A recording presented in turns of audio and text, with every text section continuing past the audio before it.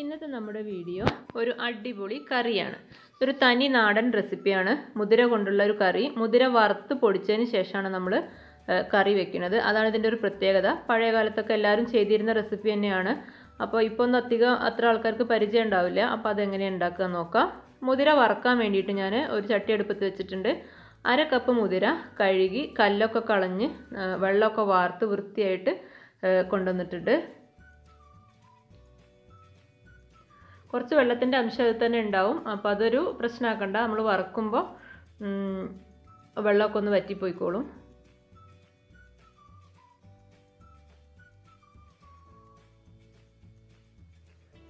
നന്നായിട്ട് തന്നെ ലോ ഫ്ലെയിമിലിട്ടിട്ട് ഒരു മീഡിയം ഫ്ലെയിമിലിട്ടിട്ട് ഇളക്കി കൊടുക്കുക. ഇപ്പോൾ ഒരു ലൈറ്റ് ബ്രൗൺ കളറാണുള്ളത്.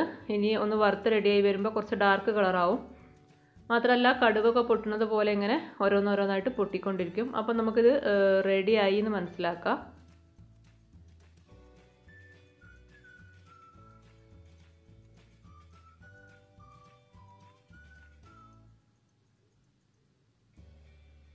കൈ എടുക്കാതെ തന്നെ ഇളക്കിക്കൊണ്ടിരിക്കണം. ഇല്ലെങ്കിൽ ഒരു സൈഡ് കരിഞ്ഞു പോവും, ഒരു സൈഡ് വേവാതെയും വരും.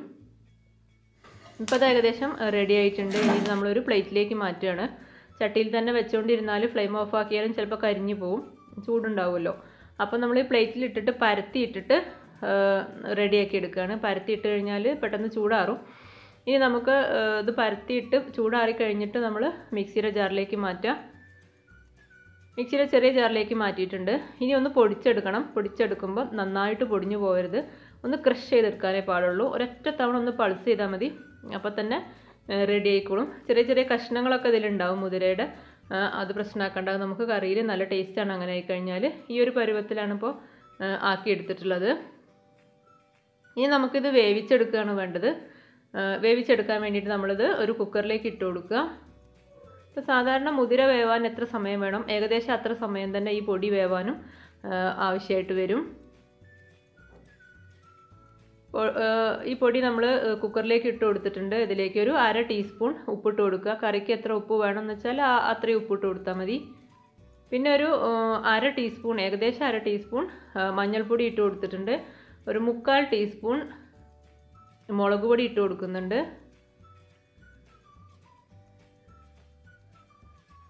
പിന്നെ വെള്ളം ഒഴിച്ച് കൊടുക്കുക. വെള്ളം ഒഴിച്ച് കൊടുക്കുമ്പം മുതിരയുടെ പൊടി എത്ര ഉണ്ടോ അതിൻ്റെ ഒരു 2 ഇരട്ടി വെള്ളം ഒഴിച്ച് കൊടുക്കുക. കാരണം മുതിരയുടെ പൊടിയാണെങ്കിലും അത് വേവുമ്പോൾ ഒന്ന് ഡബിൾ സൈസായി വരും. അപ്പോൾ നമ്മൾ വെള്ളം കുറച്ചുണ്ടായിരുന്നില്ലെങ്കിൽ അത് കുക്കറിൻ്റെ അടിയിൽ കരിഞ്ഞു പോകാൻ സാധ്യതയുണ്ട്. പിന്നെ ഒരു 2 തണ്ട് കറിവേപ്പിലയും കൂടി ഇട്ടിട്ട് നന്നായിട്ടൊന്ന് മിക്സ് ചെയ്തിട്ട് അടച്ചു വെക്കുക.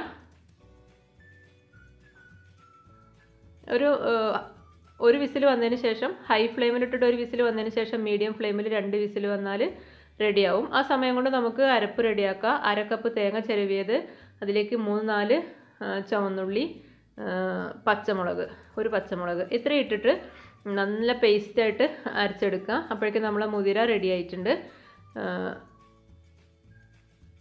നന്നായിട്ട് വെന്ത് ഒന്ന് സോഫ്റ്റായിട്ട് വരണം.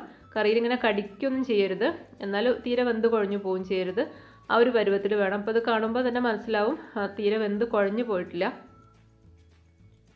ഇനി ഇതിലേക്ക് നമ്മൾ അരച്ച് വെച്ചിട്ടുള്ള കൂട്ട് ഒഴിച്ചു കൊടുക്കുകയാണ്. ആവശ്യത്തിനുള്ള വെള്ളം കൂടിയും ഒഴിച്ചു കൊടുക്കുക.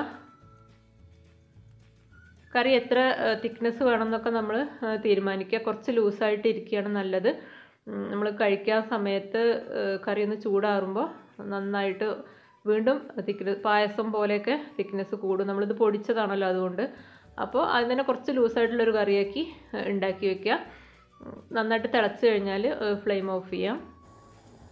ഇപ്പോൾ ഇത് നന്നായിട്ട് തിളച്ച് കറിയുടെ കളറൊക്കെ ഒന്ന് മാറി വന്നിട്ടുണ്ട്. ഇനി അതവിടെ മാറ്റി വയ്ക്കുക. നമുക്ക് കറി ഒന്ന് വറവിടണം. അതിന് വേണ്ടി ഒരു ചട്ടി അടുപ്പത്ത് വെച്ചു. അതിലേക്ക് 2 ടേബിൾ സ്പൂൺ വെളിച്ചെണ്ണ ഒഴിച്ചു കൊടുത്തിട്ടുണ്ട്. വെളിച്ചെണ്ണ തന്നെ എടുക്കാൻ നോക്കുക മാക്സിമം. അതിലേക്ക് 1/2 ടീസ്പൂൺ കടുക് ഇട്ട് കൊടുത്തു. കടുകൊന്ന് പൊട്ടി വരുമ്പോൾ 2 വറ്റൽമുളക്, അതുപോലെ കറിവേപ്പില, പിന്നെ ഒരു 1/4 ടീസ്പൂൺ മുളക് പൊടി ഇട്ട് കൊടുക്കുന്നുണ്ട്. ഈ മുളക് പൊടി ഇട്ട് കൊടുക്കുന്ന എരിവ് കൂടാൻ വേണ്ടിയല്ല, കറിക്ക് നല്ലൊരു കളർ കിട്ടാനും അതുപോലെ നല്ലൊരു ഫ്ലേവർ കിട്ടാനും വേണ്ടിയാണ്. ഇനി ഫ്ലെയിം ഓഫാക്കിയതിന് ശേഷം മാത്രം ആ കറി ഇതിലേക്ക് ഒഴിച്ചു കൊടുക്കുക. ഫ്ലെയിം ഓഫാക്കിയിട്ടും ഇതിങ്ങനെ തിളച്ചുകൊണ്ടിരിക്കുന്നത് മൺചട്ടി ആയതുകൊണ്ടാണ്. ഇനി പെട്ടെന്ന് തന്നെ ഒരു 2 മിനിറ്റ് സമയത്തേക്ക് ഒന്ന് അടച്ച് വെക്കാം. അതിനുശേഷം നമ്മൾ ഇതാ തുറന്നിട്ടുണ്ട്. നല്ല അടിപൊളി കറി റെഡി ആയിട്ടുണ്ട്. ഏറ്റവും ടേസ്റ്റി ആയിട്ട് എനിക്ക് തോന്നിയിട്ടുള്ള ചോറിൻ്റെ കൂടെ അതുപോലെ പുട്ടിൻ്റെ കൂടെയൊക്കെയാണ്. അതുപോലെ അപ്പത്തിൻ്റെ കൂടെയും നല്ല ടേസ്റ്റാണ്. വെറൈറ്റി ആയിട്ടുള്ളൊരു കറിയാണ്. സിമ്പിളാണ് എന്നാൽ പോലും ഹെൽത്തിയാണ്. അപ്പോൾ സിമ്പിളായിട്ടുള്ള ഈ കറി എല്ലാവരും തന്നെ ട്രൈ ചെയ്ത് നോക്കുക.